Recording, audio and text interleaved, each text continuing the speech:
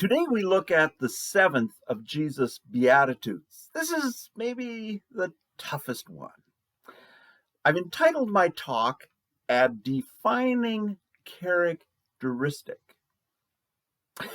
If I were to take a poll and ask people to choose one characteristic in particular which would serve to identify someone as a follower of God, which would they pick? I suspect that most people, including myself, would tend to choose love as the defining characteristic which identifies people as followers of God. Small wonder. As Christians, we regularly talk about God's love, and one of my all-time favorite hymns states, "The love of God is greater far than tongue nor pen can ever tell." The fact that we put great stock in God's love makes it curious that love is never mentioned in Jesus' Beatitudes. That lack of love being mentioned only adds weight to the seventh Beatitude, which states, "Blessed are the peacemakers, for they will be called children of God." That's in Matthew 5, verse 9. If children are a reflection of their parents, then Jesus indicated that the defining characteristic which would identify people as a follower of God is their peacemaking.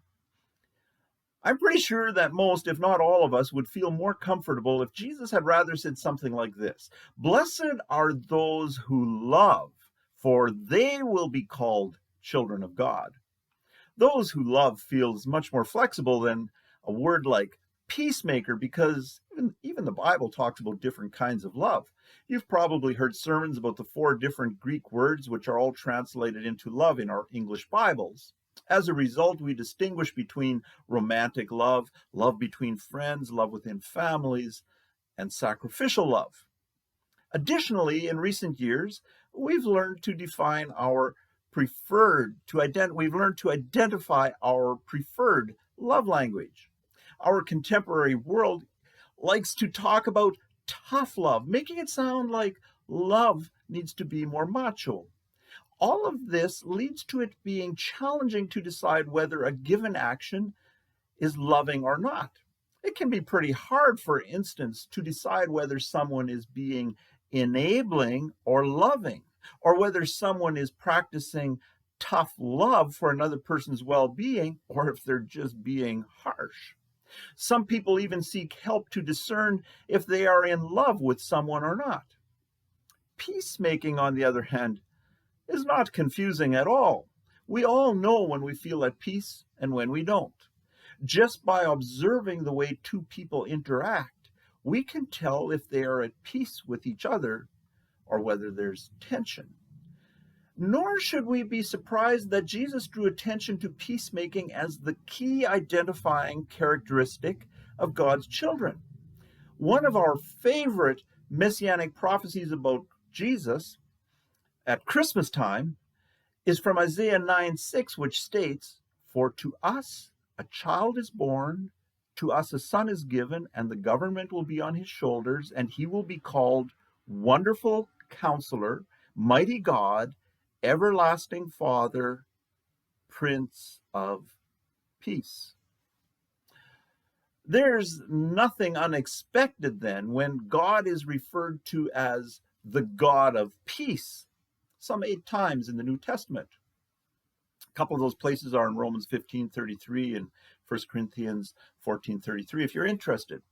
And just in case you're a little skeptical about claiming peacemaking as a primary indicator of being a follower of God, listen to this series of statements which all come from the letter to the Ephesians.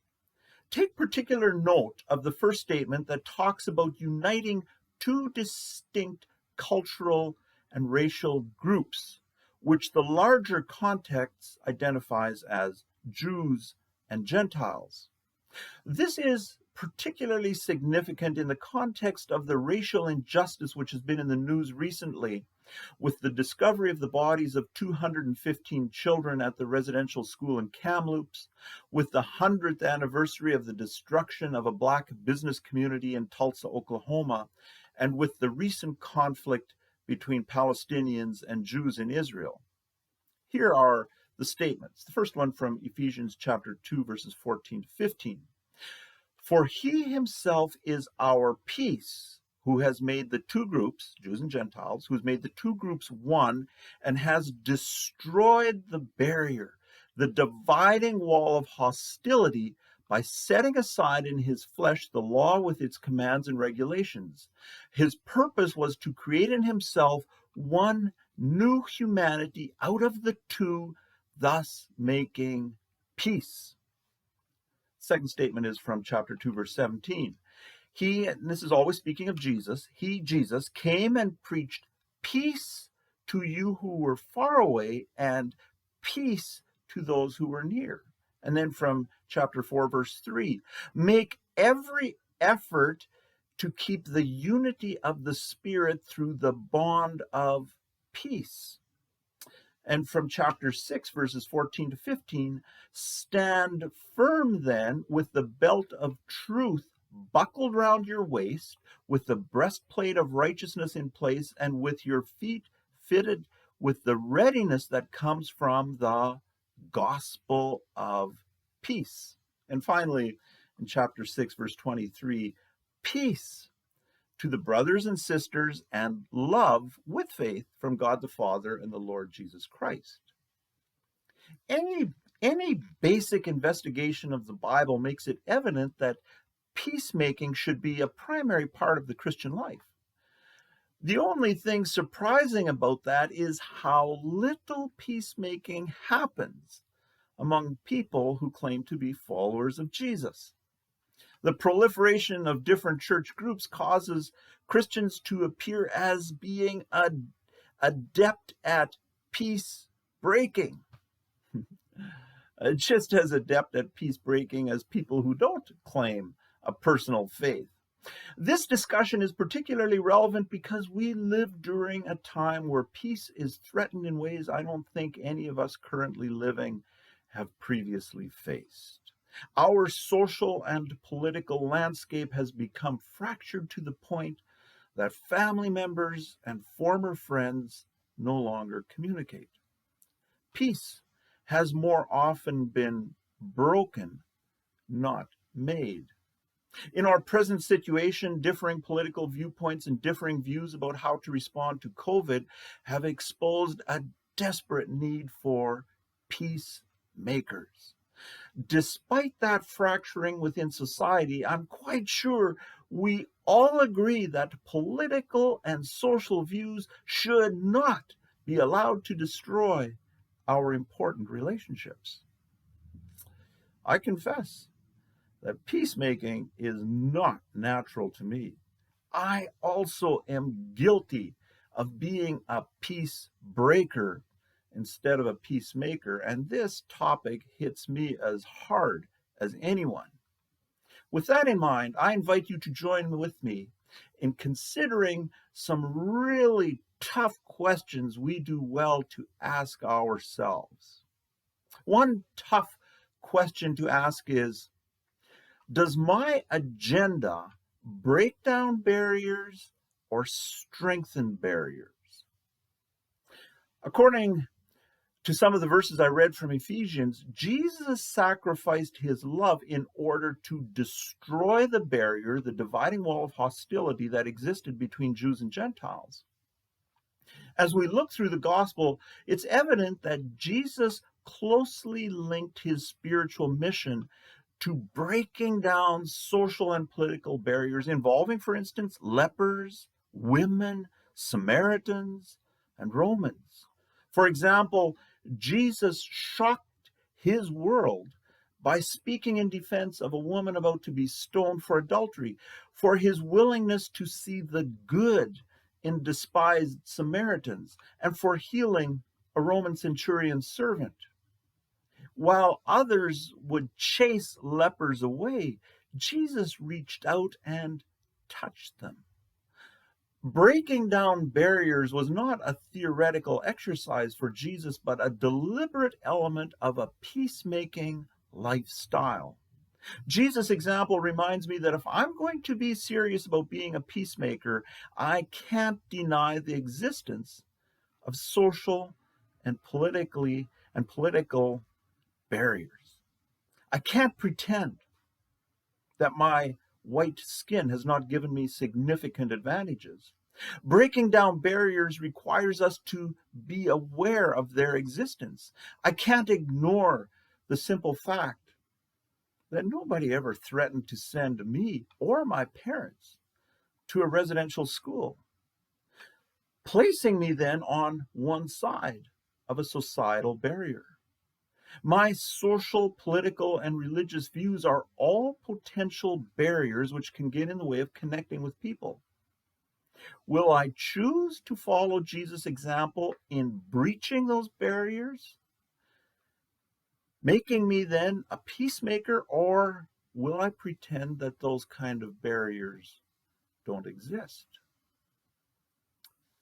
Here's another tough question. Is my agenda designed to assert my rights or to protect the well-being of others? Politicians aren't the only ones whose only goal is often to do what's best for themselves instead of what's best for society as a whole. Humans are inherently selfish beings whose instinctive response to a crisis is to look out primarily for ourselves.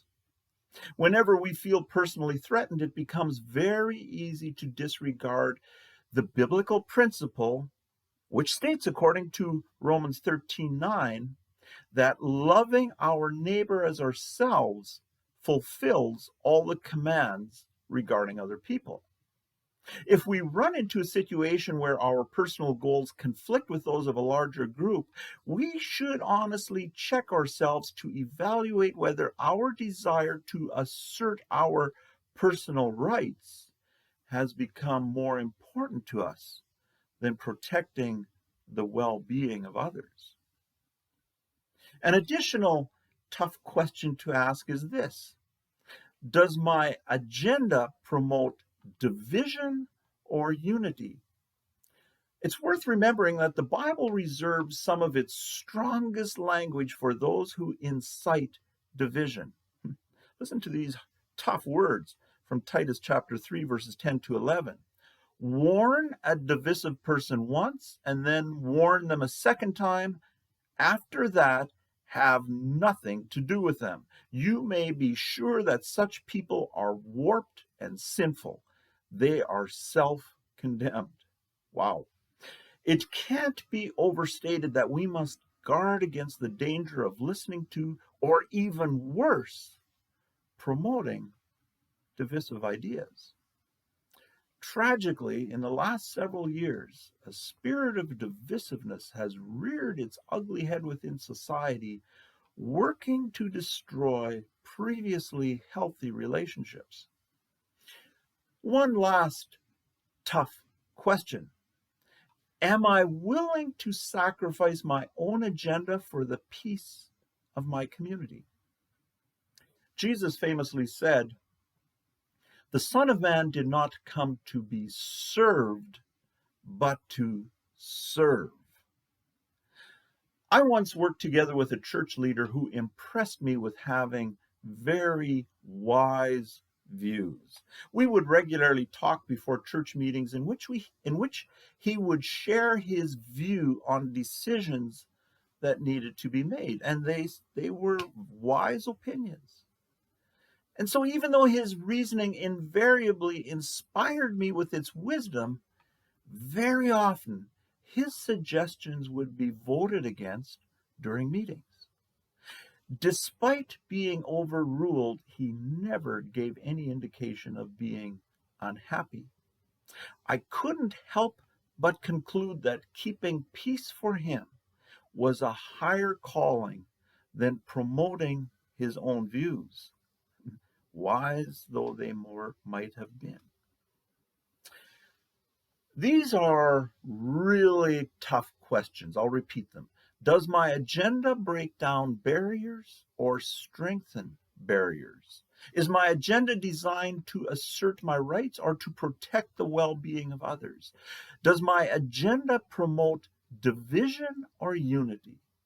Am I willing to sacrifice my own agenda for the peace of my community? If peacemaking is truly the distinguishing characteristic of a follower of God, we should expect it to be difficult. After all, it took Jesus' ultimate sacrifice to make peace possible between God and us. We also can't take lightly the call to peacemaking because the survival of our important relationships depends on it. May we heed the call from Romans 12:18. If it is possible, as far as it depends on you, live at peace with everyone. And may we experience and know the reality that we are blessed as peacemakers because we end up being called children of God.